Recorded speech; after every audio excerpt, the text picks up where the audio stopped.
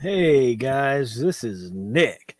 Today on Paco's Insight, we're going to be discussing whether or not you should quit your job and some tough decisions that come into people's lives, but work is something that affects people's mental health.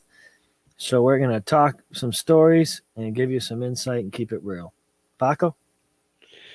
Yeah, no, I mean, if the job isn't for you, should you stick around? That's really the question. I mean, because sometimes with jobs, you don't think you're gonna like it. Well, you think you're gonna like it, and then 2 days later, you're like, "Yeah, this job ain't for me." So we're gonna touch basis on that because, like I said, not every job is what it's cut out to be. It looks good on paper. You get there, and then you realize, wow, this is really what the job entails. So So I just wanted to discuss something. For the better part, let's call it 10 years. And around 10 years, I've been working in security, law enforcement, and corrections. So the field of corrections.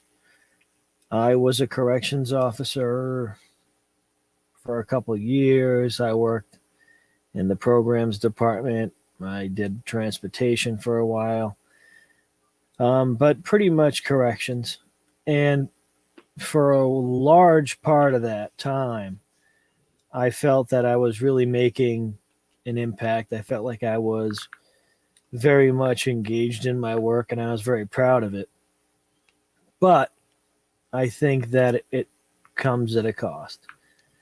It's a difficult job, but that's not to say other people don't have difficult jobs doing other things.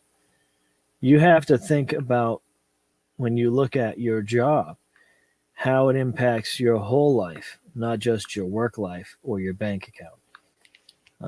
And so when we ask the question, should you quit your job? You have to think about other factors, all the factors that go into that decision. Right, Paco?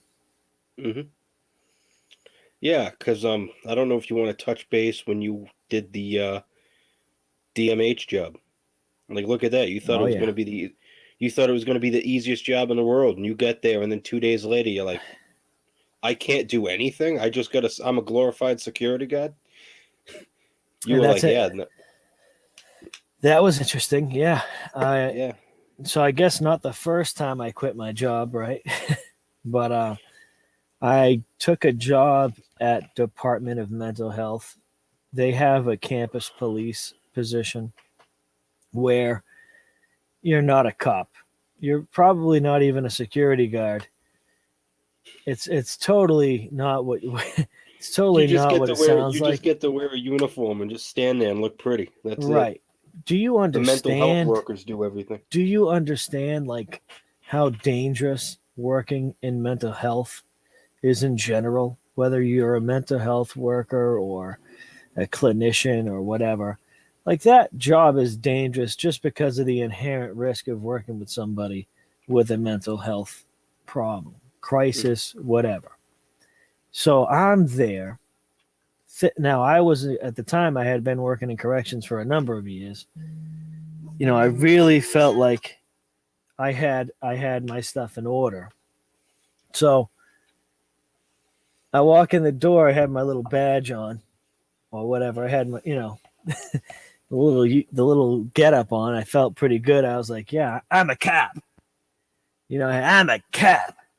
I kind of had that image going on. As soon as I got there, they had a guy who was a sergeant, right? So the sergeant comes out and he was pretty tight. And he said, the biggest thing that we worry about here, the most important thing is the parking lot. Yeah, you worry about the parking lot. So basically, I spent the first 45 minutes monitoring who parked in what space. And I thought this guy was just joking. I thought it was like, oh, here we go. First day, we're going to get him with the go count the cars in the parking lot joke. Classic. But this dude wasn't joking around. He was serious about this. So my experience thinking they're pranking me by making me count cars, I thought that was kind of funny, but it wasn't a prank. That was part of the job. The guy's like, go. He's like, go move cars out of the fire lane, and you're like, haha, so what is this? Like a first date joke? They're like, no, I'm serious. Go move the No, cars go. out of the fire lane. Yeah. And you're just Right. like, you're sitting there I'm like, like, what? what? What? And Exactly. touch base. Didn't you have an incident too where one of the mental health patients was like Yes. getting like disorderly, and you went to put your gloves like, I'm gonna Yeah. go get this guy, and they're like, what are you doing? And you're like, I'm about to Right. go detain this guy, and they're like, we can't do that. So I'll touch base on that too. Now that we've been following the Derek Chauvin trial, a lot of use of force. That word's been getting thrown around a lot in mainstream media, so it's very interesting. I can probably use that term, and people will probably understand it in this video. But so, like my second day there, after the car parking lot incident, I come back the next day. I'm already kind of like thinking this place is probably a little fugazi, and this job's probably not for me. Fugazi. So I'm back the second day, and as soon as I walk in, he goes, "Let's get out there and check these cars. Let's get out in the parking lot." So Let's go do our civic duty and make sure nobody gets Yeah. a ticket on our watch. Let's get out there and check these cars. So I get out there. I'm counting cars. I'm like, all right, there's 2 cars parked here. There's a car. I'm counting spaces, taking little notes on it.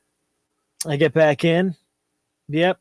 I tell them all, yeah, this on the spaces. This is the information.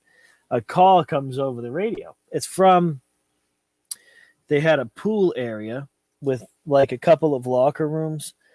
And so the pool monitor, the one who kind of supervised the patients that would come and go from the pool, called and said that they had a patient barricaded in the bathroom shower, and said that the guy didn't want to come out of the shower or something like that. So I hear this, and I'm shadowing, and I go down with a senior officer who I was supposed to like FTO with, or whatever term you want to use. We arrive on the scene. I always have gloves on me and hand sanitizer, a pen, a couple of essentials I need to have everywhere that I go, a little mini notepad. So I get to this call. There's a guy who's in the shower, sitting on the bench. He has drug paraphernalia. He had like a bunch of pills next to him, a bunch of benzos next to him that you could see the script, and he was clearly under the influence of something, in my opinion. But he was like an outpatient of the hospital. So we go up to the guy, "What's your name?" He doesn't respond. "What are you doing?" He doesn't respond. Kind of give you the runaround. "All right, you got to go. You can't be hanging out in the showers here. You got to go." I think he had clothes on, like pants or whatever. He wasn't naked, but he had a jacket off to the side. So we tell him 3-4 times, "You got to get out of the shower." He's not getting out of the shower. So at this point, I put my gloves on. I recognize we have to get him out of the shower. We've already told him he has to leave the shower. So I'm starting to gear up to go to that next point. I look at the officer and said, "Okay, we told him what our expectations are. Now we're gonna start the use of force curriculum, because now he's being passively resistant. We're gonna get to that point where he's actively resisting us. He has to leave. And And we're gonna have to talk." the baseline of the use of force continuum here is ask, tell, make. So Right. So we're now going into the tell phase. We already did the ask. you Now ask we're going him. to tell you. Now you're going to tell him, "Hey, come here," and then if he refuses, then you're going to go in there and we're make going to him. go there. Yeah, that's what we basically did. So, as I started giving him verbal commands, the guy says to me, "Hey, what are you doing?" I said, "What do you mean? What am I doing? We're gonna get this guy. We're gonna cuff him. It's gonna happen. He's out of here." He said, "We don't do that." I said, "What do you mean you don't do that?" He said, "Oh, we just call the code, and the hospital comes down, and mental health people show up. So he called them. We just stood there. Then when the mental health people went there, he started to get assaultive, and they restrained him. And we went back upstairs, and the guy was like, "So, how'd you think that went?" I said, "That was one of the most embarrassing moments of my life." And the guy looked at me like perplexed. I was just like, I don't know what. So I went home and I told all my closest confidants, Paco, about this day, and it was like, oh, keep working there, give it another shot. You just started, you don't know anything. So the third day I go back. I find out I'm making next to minimum wage, driving to Boston to stand here with no gun and a badge that says cop, and I can't do anything. First of all, that's dangerous. That's like a dangerous job. Second of all, they should be paying people better. And lastly, if you're going to have police anywhere on your body, you better have a gun and some body armor, because that's basically how it's going. So I, went back to corrections. I went right back. Like the next week, I was back at work, and I advanced, found another position I really enjoyed. I've been working at that position for a while, and then recently I've been reflecting. So now, not to get out of the DMH story, but I've been reflecting leaving corrections for a long time. And this year, after the pandemic and everything we went through, how much do I want to work in a job that is unfulfilling, dangerous, and just it's not working out? So, how much do I want to Paco. work in a job? Sorry. Yeah. I was just testing the stream. The stream's working fine, Paco. Long story short, today I quit my job. And it's it's one of those things that there's obviously a lot of things. I didn't quit my job just because I didn't like it. I didn't quit my job just because of, like, I had a lot of reasons why I had to quit, like a lot of things, I guess. I don't know. But I got to a point where I feel like I'm better off not working in that job at this time. I mean, and like you said, in the 10 years that you've been in or were in corrections, you've done a lot. You worked in 2 different jails. You did transportation for one of them. You were a unit manager for another one. So actually, you've worked 3 jails in 10 years. You did transportation for one of them. You were a CO inside one of them. Actually, you I think you were CO in both of them before you did transportation, right? Mm-hmm. Correct. So, and then, like I said, you were a unit manager of another one, and and I'm sure a lot of you guys that are watching this are like, "Oh, it's so hard about being a unit manager." It's not that the job is hard; it's about the shit that you've already seen before even getting to that job. I think that when we talk about jobs, regardless of the position, there's like a whole environment that goes into your job. Let's say you work at a bank. It's probably a tough comparison, but let's say you work at a bank and you have a real negative experience with a coworker or whatever, or a customer. In that same building, you try to build the rest of your career. And every time you have an interaction, you think about that time that you had an incident with a customer. You don't think about, like, this is a different interaction. You just associate things that happen in your life to certain smells will take you back to a certain place. If somebody smells black ice, the car air freshener that everybody uses, they're going to think about their car. Let's imagine that, right? I'm sorry, I'm knocking stuff over. This is what I dare you to do. Go out, get you a black ice air freshener. I have one in my car, so I know exactly what you're talking about. About everybody buying those. Do not put it in your car. Put it in your bathroom. You want to see how messed up you get? Every time you go to take a shit, you smell black ice. You're like, every time you sit on the toilet, you're grabbing your seatbelt, like, yeah. And then, oh wait, yeah. That's what we're talking about.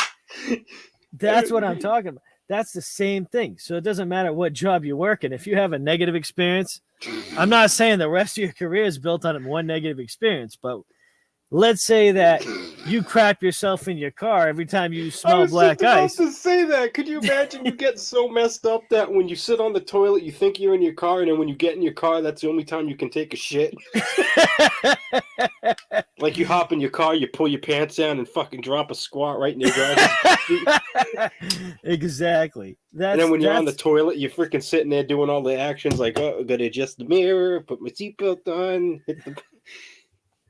it's a lot. I think in any job that you do, if you find yourself like just constantly having a negative experience and just constantly feeling bad about it, even if you're good at your job, you should be like, I need to like put myself first because life is so short that Mhm. if you have the opportunity to do something where you're mentally healthier, physically healthier, emotionally healthier, you need to do that if Yeah. you can. Obviously, Yeah. that's And there was easier, and there was an instance too where I was at work and I experienced, my first DOA. That, I was messed up for a good 4 days after that. That happened on a Wednesday. I literally didn't go to work Thursday or Friday, and then I had my normal days off Saturday, Sunday. So, I mean, I didn't go back till that next Monday, you know. And all I did over the weekend, like the day that it happened, so Wednesday morning, I got out of work at 8 a.m. I was already drinking the minute I got home from work. That's how messed up I was. I literally just drank, which I'm not saying drinking solves your issues, but, I was stressed out, and that's how I coped with it, But I got through it. I still work there. Haven't seen another dead body since, thank God. Granted, I've seen some pretty hectic situations at the mall I work at. Um, Christ, 4 fist fights, 2 shootings. Um, it's just a different environment than what I was used to, Because I used to work at the Silver City Galleria. God rest its soul. Now it's almost a pile of rubble. Um, and the incidents that were over there, the most worst incident I think I can remember from the Galleria was in that time that 2-year-old took the tip of her finger off in the escalator. Yeah, that's pretty bad. And then I go over to Brockton, and it's a different environment over in Brockton. It's a different. I don't want to like rip on Brockton, but it's a different group of people over there. I mean, like I said, four or five fist fights, freaking two shoot. Well, I was for one shooting, but there was 2 shootings at that mall since I've been there. But I was only there for one of them. And then I work overnights now, so I don't see that type of stuff. But that DOA was when I worked in overnight. I mean, the guy, unfortunately, was sitting at the bus stop at like 10:30 at night. He literally, now this was before I came in. My shift is midnight to 8. Um, I literally, the guy was at the bus stop at like 10:30. He was alive at 10:30, and then by midnight, by the time I got in, he was dead. But I didn't find him. Well, I wasn't notified of him until 4:30 in the morning. So that's 4 hours after the guy already passed away that he was there. So there was nothing I could do to save him. Even if I did notice it, earlier when I first got in, he was already on the ground by like 11:30. So that would have been like a half an hour of him just lying there. So but unfortunately, like I said, that was the first, like in the moment, I was fine. Handling it all, I was fine. I wasn't going through any emotions at the time, but on the drive home and the minute I got home, that's when it all really settled into, you know, holy crap, I just, you know, handled a DOA. And the hardest part of that wasn't the DOA itself, it was needing to take pictures, calling my boss up and then him telling me, "Oh, can you take pictures?" Not every day does your job say, "Hey, can you take pictures under a guy under a white blanket?" you know. So that was the hardest thing for me, was needing to take pictures of that. You know. So I I mean, mean, I'm fine. I don't even know how I feel about that, but that's a whole separate issue. What about needing to take the pictures? Yeah. Well, in my boss's defense, he claimed he needed the pictures for the report, but the report that I typed out, the incident report, never had any of the pictures attached to them. I think the pictures were just for my boss, but how I look at it is, Exactly. this is how I look at it. If my boss wanted pictures so bad, he had to go down there anyway. I had to call him, so he had to show up because it's considered a critical incident. He showed up. Now, this incident took place at 4:30. I notified him. My boss didn't show up on site until about 6 o'clock. Like 5:45, 6 o'clock, he showed up. So that's literally almost fucking 2 hours after my initial 911 call to Brockton PD about the guy to my boss getting there. The guy was still on the ground when he showed up. My boss could have easily took those pictures himself. Did you take the pictures on a company camera or something? No, personal cell phone. Oh, good. He had me take my pictures. He had me take the pictures on my That's not personal good. cell phone, and then text. He had me text them to him. That's definitely not good.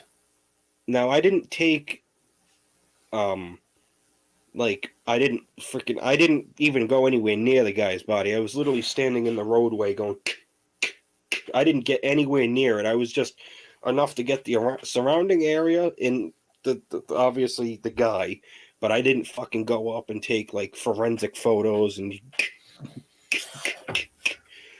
but literally my boss was like, "Yeah, can you take pictures?" He wanted pictures of literally everything, the surrounding area and you know, and literally when I like I said when I got home from work that day by noontime the same day. So it happened on a Wednesday. So by noontime Wednesday afternoon, I already called him and told him I'm not coming into work. And And my we boss was chilled. like, and yeah, me and Nick hung out like all day, and Nick's a real one for that. Thank God he was off that day, or at least home or whatever. So because literally, if he wasn't home or whatever, we couldn't have hung out that day. I would have been tight. I would have probably just been outside smoking cigars and drinking Tennessee honey whiskey all day. Um, But yeah, no, literally, I called my boss my noontime and I'm like, yeah, I'm not coming in. And my boss's response was, okay, good. I was hoping you were going to call out. He's like, because if you weren't going to, I was going to give you the day off anyways. So I took Thursday night off, and then Friday came, which Friday is my last day. I'm off on the weekends, and I didn't go in Friday either. I gave myself a 4-day weekend. But luckily, my work was nice enough where they paid me for both of those days. So they paid me for both of those days, and the company actually the company human resources actually reached out to me to see how I was doing, which I appreciated that a lot. Not I feel like not a lot of companies do that with their employees. Even the lady from human resources was like, she's like, I don't even really know what to say. She's like, I can't even imagine what you experienced. She's like, actually, I don't think I've ever had to make this phone call to one of our employees before. So I appreciate the company, reaching out to me, because I guess Dan put in a word to the company that I took 2 days off because of it. So, but yeah, no, I literally after that, like literally the next day I went back to work. So the Monday that I went back, I was literally when I got down to the door where I could see where the guy was, like the bus stop where he passed out at. I was like, yeah. I'm like, I'm not even gonna look out the door. I'm just gonna hit the tour spot and turn around. Yeah, But I mean that was God. I mean that was a good 5 months ago. That was like 2 or 3 months into me doing overnights. So, um, I, actually I, no, I think I've been doing overnights for a while. But anyways, I think it's It's just just important when you're trying to consider whether to quit your job, all of these different factors that contribute to your work environment. It's mhm. it's tough to tell what is your work environment that you could change. If it's something you could change, you should work to change it. But if it's something that creates more situations than it helps, it's best to move on from that. So Mhm. I think it's important that we make sure that we reflect our own lives to know how we want to live in the future. I hope that makes Yeah. sense. Yeah. No, and if the job's not right for you, you should really consider either a career change or getting out of that current atmosphere that you're in. Which I know sometimes isn't always that easy. You kind of don't want to leave jobs and burn bridges. But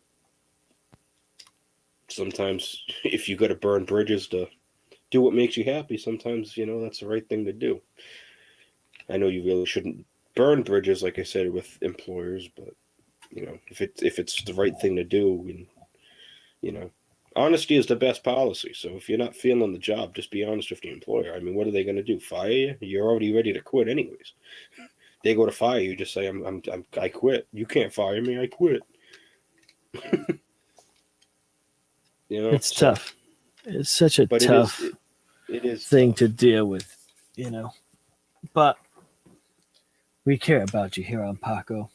Paco's Insight. Yeah, and we're not saying don't get a job or don't conquer your dreams. I mean, I'm sure all of you guys, all of our viewers can do whatever they put their minds out to it if they, have the mindset that this is what they want to do. I mean, because I mean, like Nick was saying, for example, 10 years ago he thought this was the career for him. 10 years later, he's you know officially done with it. Which I'm sure at the end of the day wasn't easy because it's all he's known for the last 10 years. But I'm sure he's ready to accept his whatever new endeavors come his way, and I know he's capable in conquering them, and he has the mindset that he's gonna do it to the best of his abilities, just like with the DMH job. Nick tried to do it to the best of his abilities until they told him, "Hey, we don't do that here," and then he was like, "Oh, Oh, really?" really? Yeah, he was like, "Oh, really?" Oh, really? Even though I'm sure Exactly. deep down it, even though I'm sure deep down inside, when that FTO said to Nick, "We don't do that here," I'm sure Nick in his head wanted to say, "Well, we're about to, because I'm gonna go in there and get him." I don't know. I think that's that's another one of those situations that's tough. All right, Yeah, true. let's Yeah. wrap this up. Let's land this bird, okay? Make sure that you like, subscribe, and share the channel to your friends. We'd be slowing down on the amount of content we put out because Paco feels like we're bombarding you with live streams, and we don't want you to not watch something we've already done. Mm-hmm. Given the tumultuous nature of our culture today in society, it's difficult to keep up with all the shooting videos. You'd be surprised. So if you have any Oh, questions that's for about sure. mass shootings, go back. Big core concern to us is mental health and your well-being. So if you have any questions, direct them towards Paco or myself. Mm-hmm. We'll be happy to answer it, talk about anything you want us to talk about. So we look forward to hearing your comments and your responses, and we'll see you in the next video. Keep it real.